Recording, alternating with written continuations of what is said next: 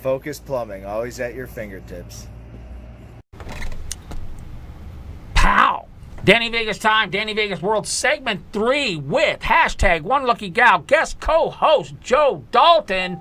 Now let's go back in time. What we usually do in segment 3, Joe, is I kind of do a review of what we've done. Now segment 1, we certainly shouted out Las Vegas Women's Magazine. We certainly shouted out Lisa King and the Scale the Strat that's going on this Sunday. We did a shout out to the Las Vegas, not the Las Vegas, but the National Women's Hockey Team for winning the gold medal at the Olympics. That, to be honest with you, I haven't watched a single bit of it. And we talked about, in segment 2, we learned a little bit about Joe Dalton and the fact that she is neck deep in wine. And if you ladies love wine, you need to go over there to Joe Dalton's Facebook page and click friend request, because she swims in wine, takes baths in wine, takes showers in wine. Get wine facials. And does wine facials. So... And she Direct Sellers Wine Club, and that's what she is promoting. And they do events once a month, and it's very, very cool. In fact, I'm going to give them a place to do a wine event. So that's going to be very cool. Now, in segment 2, we had a big question about your hair, which, was that kind of sexist? Because, can we be a little sexist? We talked about her hair, and we had a picture up there of which style that you were going to do. Yeah. I don't know. I don't have to worry about it. Been doing the same thing for 100 years. So anyway, now we're getting into segment 3. Now segment 4 is Alexis Brown of Alexis Brown Law. I've got a couple questions for her. Every time she comes on, we have a new big celebrity getting knocked off their perch due to the fact that they're little Russian hands and Roman fingers, and they can't seem to keep their hands off the women, and they get booted. Yep. So we're going to talk a little bit about that, and then of course some other stuff. So stick around for Alexis Brown, your champion of justice at Alexis Brown Law. Okay, we're going to get into something a little bit controversial here, but stop the emails now, because I'm going to present it in a way that everybody loves. Okay. Right now, Joe, the big rage in the country right now is the big gun debate. Yeah, I guess so. Okay, it's the big gun debate because we had another, and this is not the first time I've had to come on my show and talk about these. I remember I was on the air when Sandy Hook happened, okay?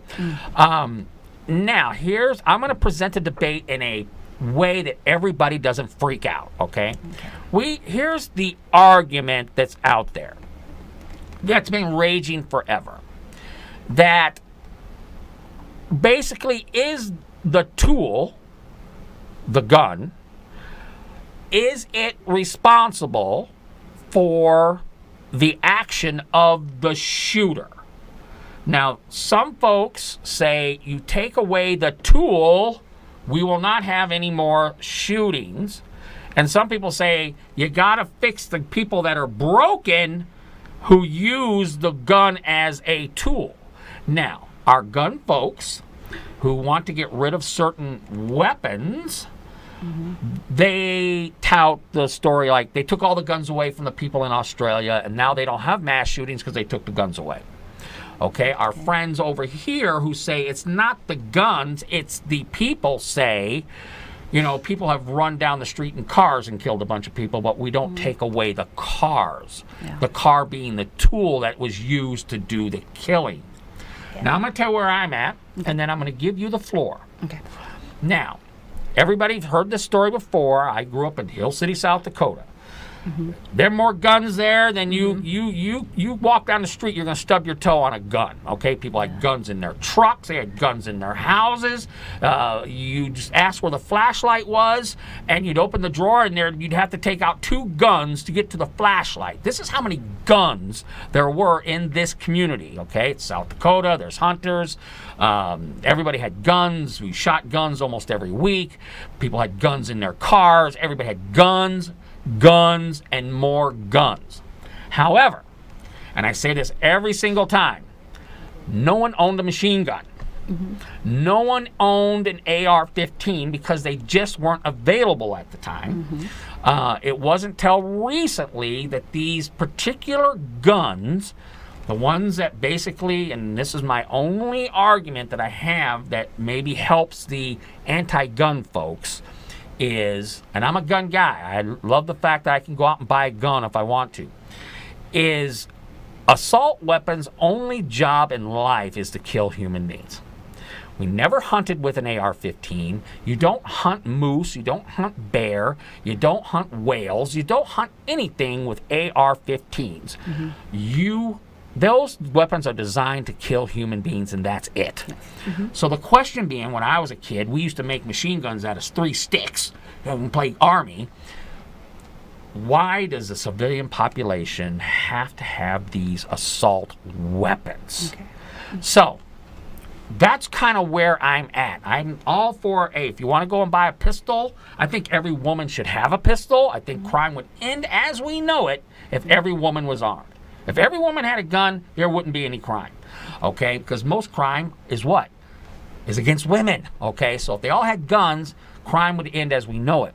But my argument is, even as much as I'm for people owning guns and women carrying guns and me having a gun in my home, I don't know why we need assault weapons that could be bought by a 18-year-old kid who obviously has mental issues. Go. Well, I am a strong supporter of our constitutional rights to bear arms. Right, me too. All right, so if people can understand the history of the United States, understand that we were once owned by the king. Right, All we were subjects to the king, yes. And I'm a little bit of a conspiracy theorist. And Are you one of those? Not like the crazy ones. not the crazy ones, just no. semi. But I'm very open to hearing what it has to say, Okay. and I come to my own conclusions on every different points, that are brought up, whatever. Okay.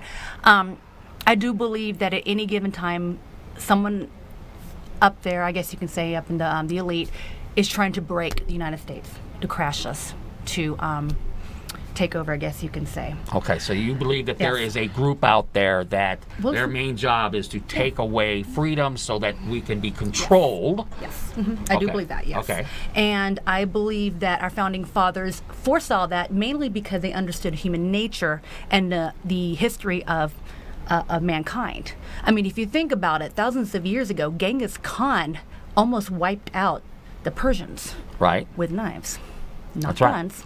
Okay, so at any given time, every country is, especially as one as powerful as us, there's a big threat always lurking around in the corners. And I believe as long as we have the constitutional right to bear arms and be prepared to protect ourselves as a nation, we'll be okay. Now, I get it. I understand. I do believe that there should be some kind of way to prevent guns from getting in the hands of people who are mentally disturbed.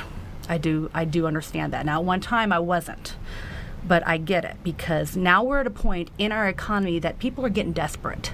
They're not making money. A lot of our boys don't have anything to feel proud of. They've that's lost, another argument. Yeah, I feel that most of these, all of these mass shootings are being done by young men. Well, actually, just men. Mostly period. white men. Yeah.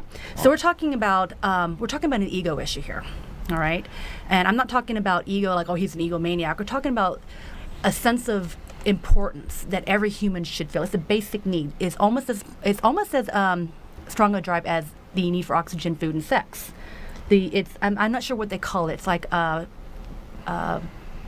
self-expression. I'm not sure. Well, anyway, we only have a minute left. Now, I'm a sociology guy, so that's what I study. I study human beings and why they acted certain ways 30 years ago and why they act certain way now, what has changed in society. Okay. I'd love to get deeper on this because I do have a deep feeling that most of these men that do this are men who are just literally where maybe 40 years ago they had a better pathway to success because of the color of their skin, et cetera, et cetera. Now that is not there. They are at the tail end of the deal, and they are turning to video games, fantasies, porn, whatever. Most of these guys, I don't think, gain the attention and affection of women. I think that's on a psyche of men.